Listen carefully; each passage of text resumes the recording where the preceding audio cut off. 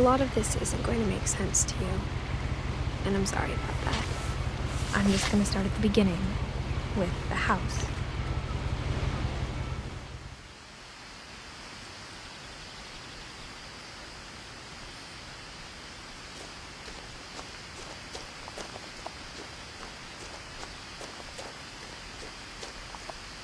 I lived here until I was 11, but I wasn't allowed inside half the rooms.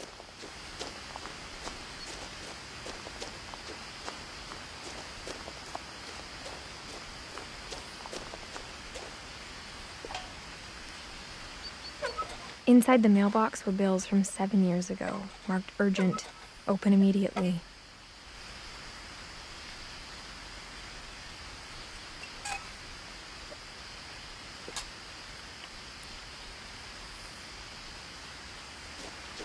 I hadn't been back since my brother Lewis's funeral.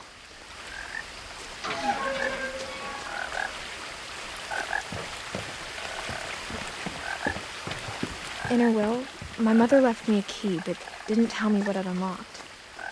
Maybe she thought I'd know. Or she thought that the mystery would be enough to bring me back.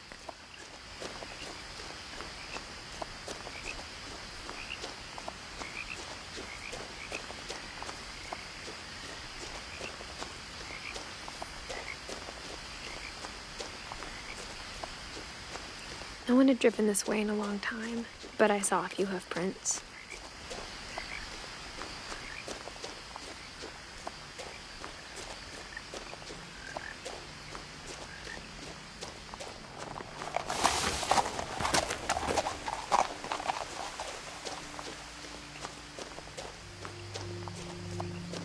The truth is, even after I inherited the house, I never thought I'd come back to it. But now I had questions about my family that only the house knew the answers to.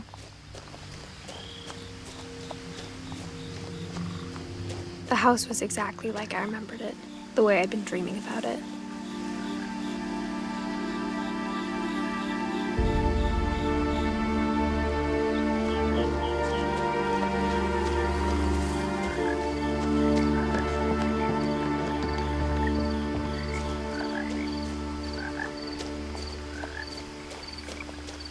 As a child, the house made me uncomfortable in a way I couldn't put into words.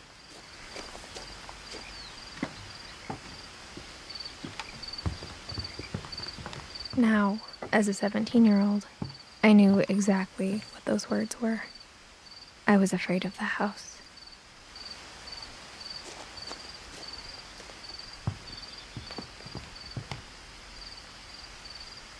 I hoped the key might unlock the front door. It didn't.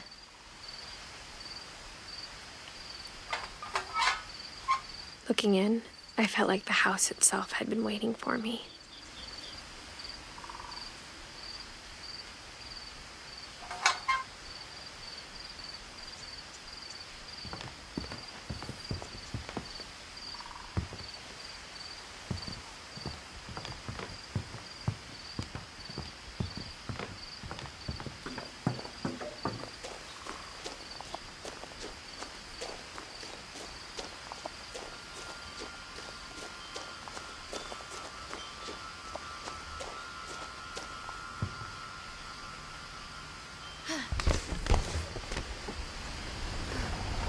Crawling through the doggy door used to be a lot easier when I was 11.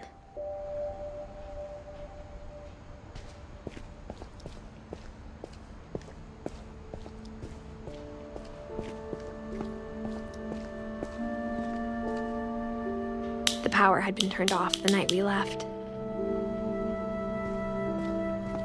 For the first time in years, I felt like I was home.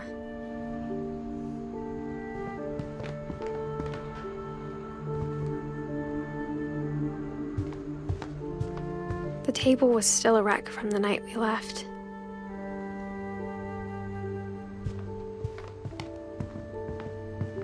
Nothing in the house looked abnormal. There was just too much of it, like a smile with too many teeth.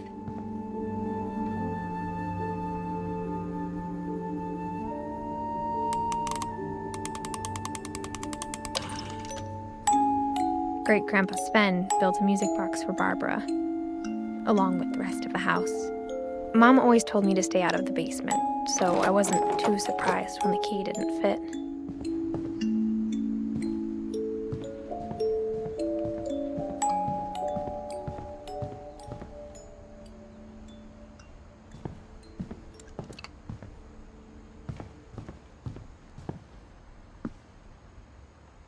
After Milton disappeared, Mom sealed up all the bedrooms. Then Edie retaliated and drilled peepholes.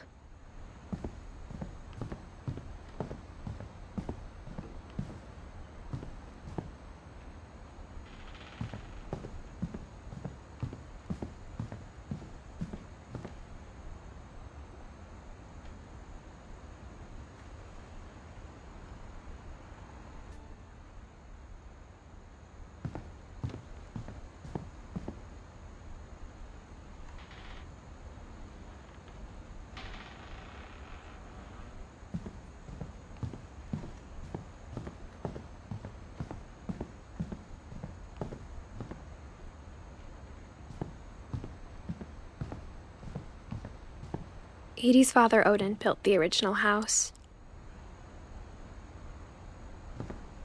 Whenever people ask me about my family, the first thing they always want to know about is Barbara.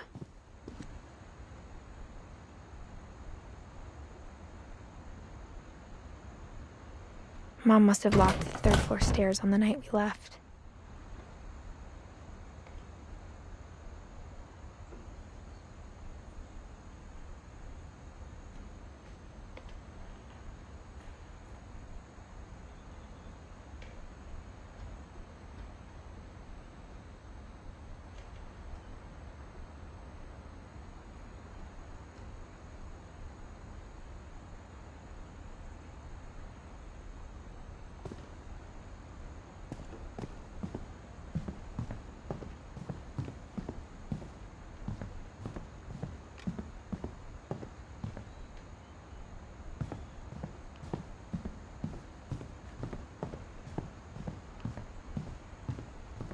I spent a lot of time playing in Great Uncle Walter's room. I think my mom sometimes regretted not sealing it up.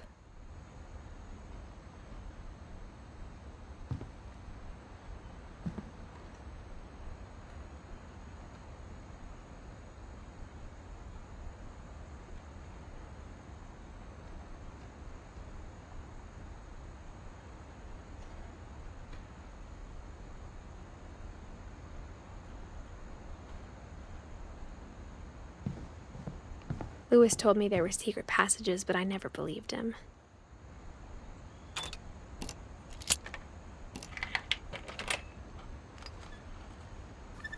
Turns out, my mom was really good at keeping secrets. Now it was time to find out what my mom had been afraid of.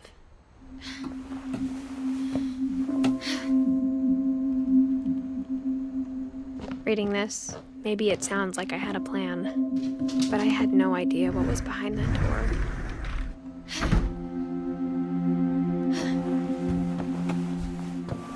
Just like I had no idea where all this was gonna lead. I grew up looking at Molly's room through the peephole.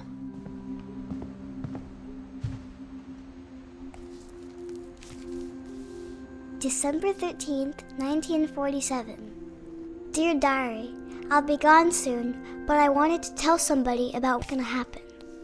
It started when Mom sent me to bed without dinner. I woke up and I was starving, so I looked around for something to eat.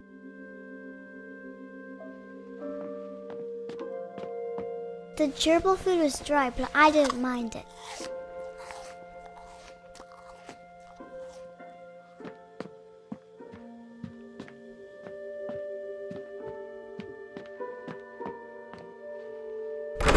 Mom, can I come out now? Sweetheart, it's late. Go to sleep.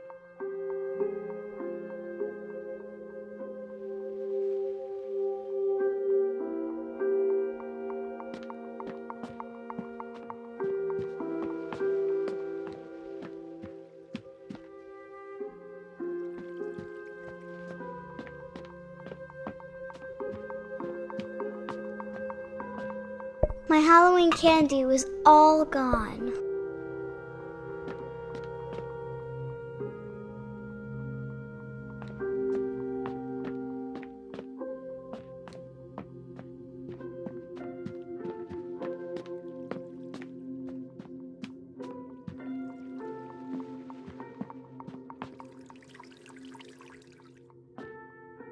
I thought about eating Christopher, but I held back.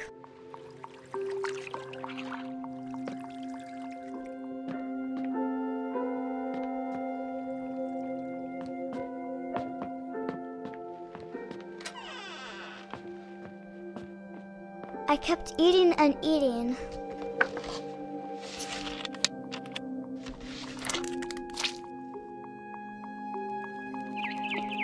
I ate a lot of things that night.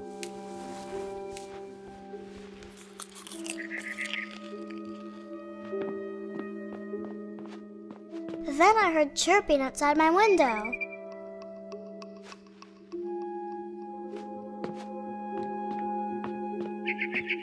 It was a barn swallow going back to her nest. I reached out for her.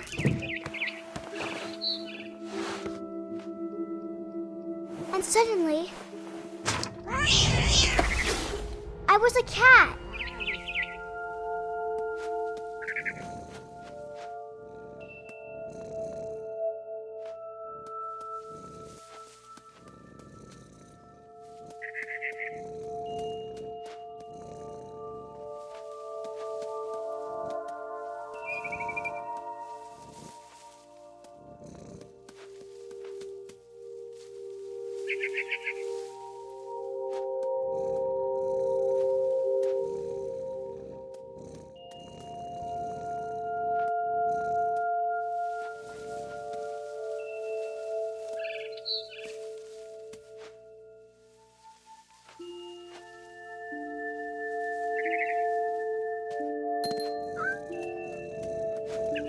I tried to be quiet, but the bird was really scared.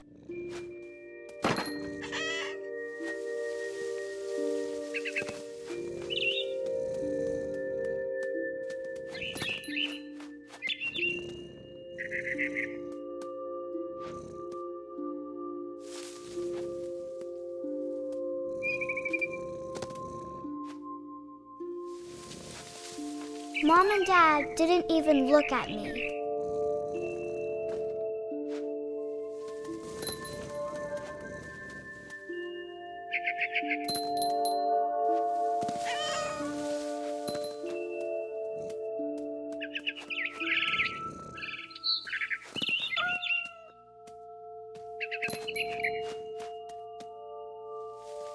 I jumped and I almost got her.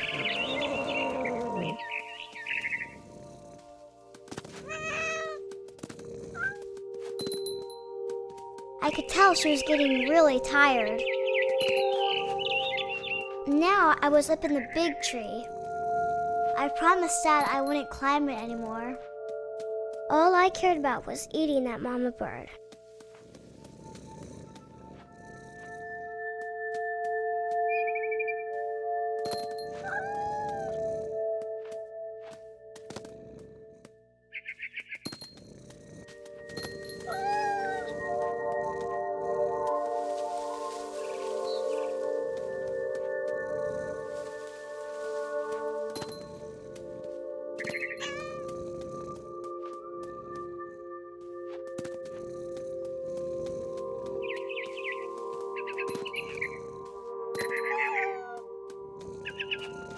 I gobbled her up.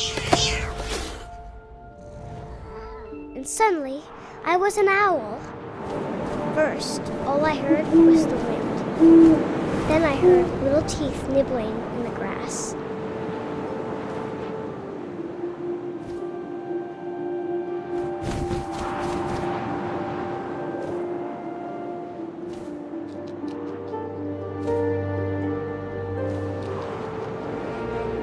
Rabbits.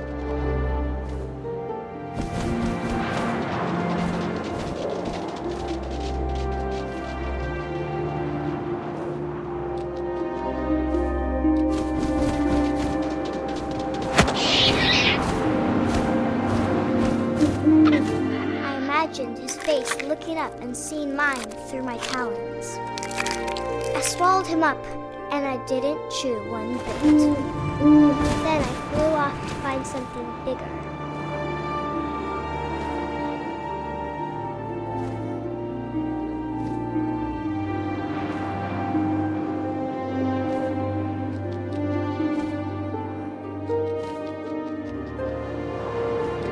A mama rabbit.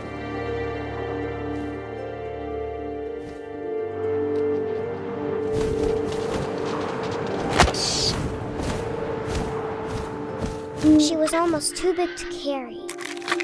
I started choking, but I couldn't stop eating.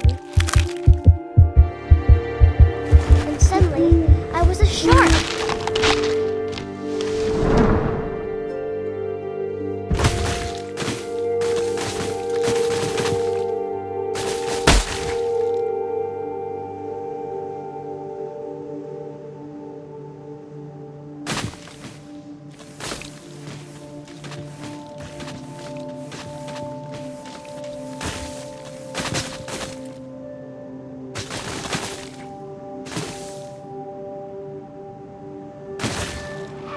Rolled off a cliff and into the ocean.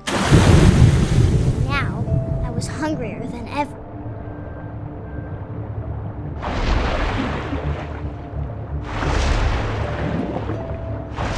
I wanted fat, juicy seals.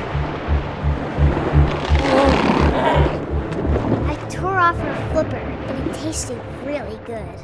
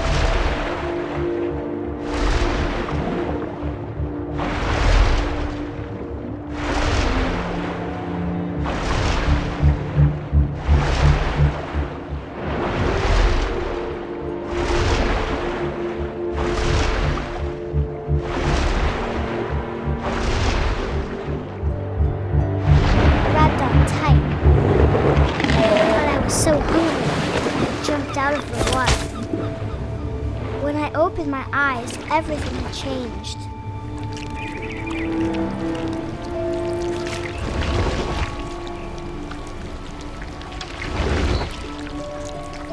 Now I was a monster, and I smelled people everywhere.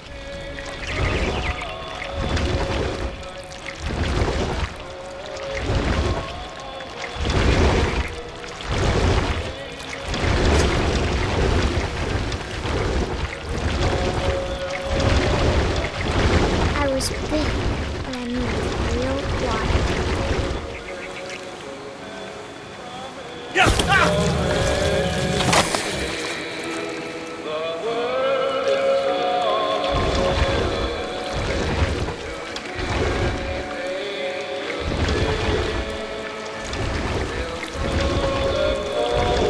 I wanted to stop, but also I didn't.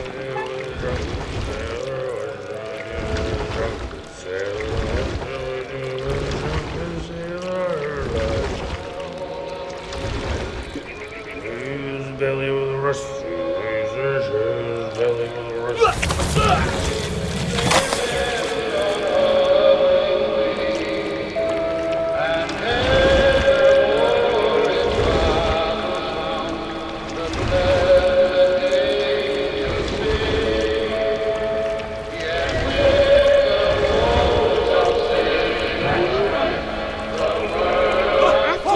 Passenger, I was still hungry. And across the water, I smelled something new. Something I had to have, so I swam towards it.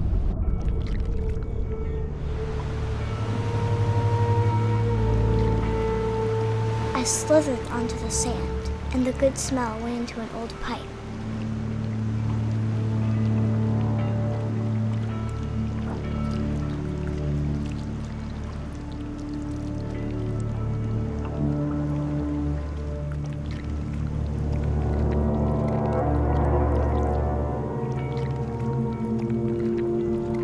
I got closer and closer.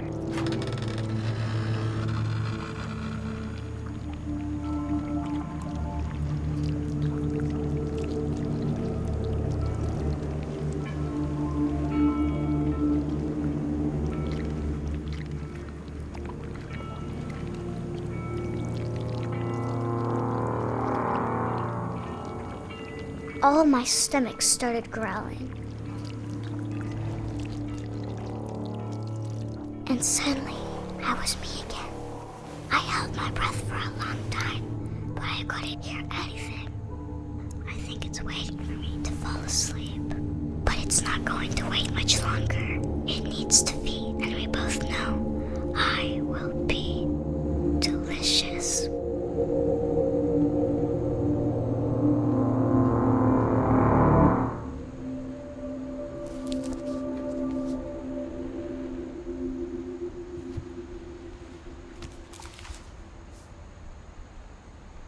I'm not sure if I believed all of that, but I'm sure Edie would have.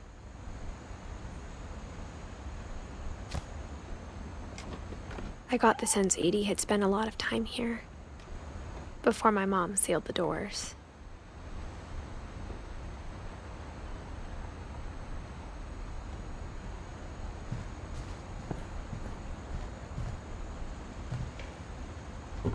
Molly's gerbil had a tiny bedroom with its own even tinier gerbil cage.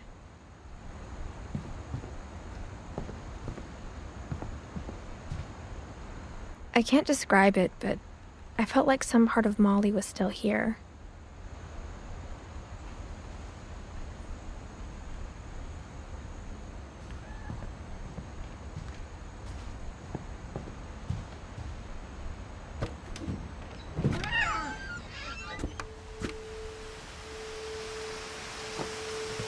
This will be obvious later, but my mom never told me any of these stories. Edie would have, but Mom didn't like bringing up the past. Though, when we adopted a stray kitten, she was the one who named it Molly. I spent a lot of time in Great-Grandma Edie's room. Her room was like a museum. For 500 years, the Finches have been famous throughout Norway for their fortune and misfortune.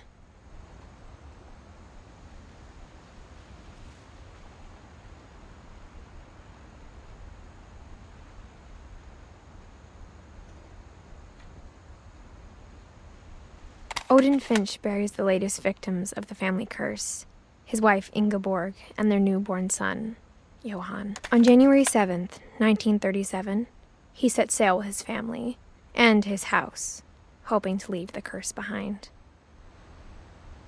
But 40-foot waves off the coast of Washington send the house and Odin to the bottom of the sea.